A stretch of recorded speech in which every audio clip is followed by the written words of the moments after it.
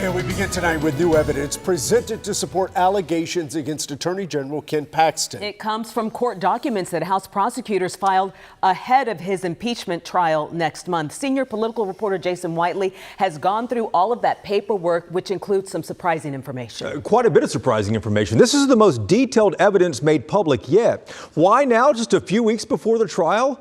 The simple answer here is Paxton's team is asking to have the impeachment charges thrown out. So this afternoon, House prosecutors filed motions explaining why this should go to trial and laying out lots of new details. The new filings this afternoon contain several new revelations detailing just how close suspended Texas Attorney General Ken Paxton was with a political donor named Nate Paul. Paxton frequently ditched his security detail, these filings say, so he could meet with Paul and others. Paxton used burner phones and secret personal email accounts. Uber records reflect that drivers picked up Paxton under the alias of Dave P., a block from his home, and ferried him to his lover's or Paul's properties more than a dozen times. The filings also explain that Nate Paul hired Paxton's mistress so she could move from San Antonio up to Austin to, quote, allow her to be more accessible to Paxton.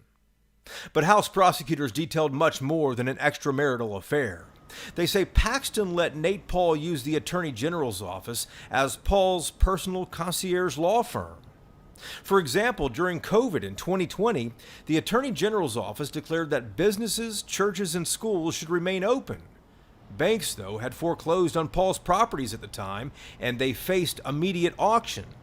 So Paul asked Paxton for help, and Paxton obliged, forcing the Office of Attorney General to publish an opinion concluding that foreclosure sales should be stopped due to COVID restrictions. The motions say Paxton's own handpicked staff spent 9 months trying to save him. They will be the key witnesses testifying against their former boss when Paxton's impeachment trial begins next month.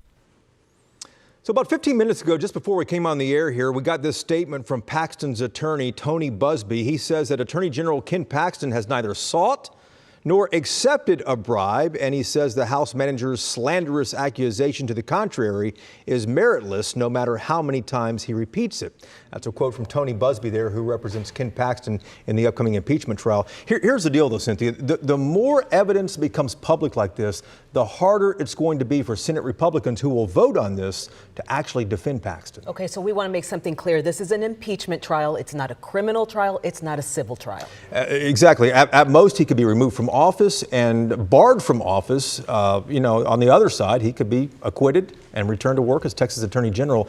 And this starts in less than 3 weeks. September 5th. Thank you.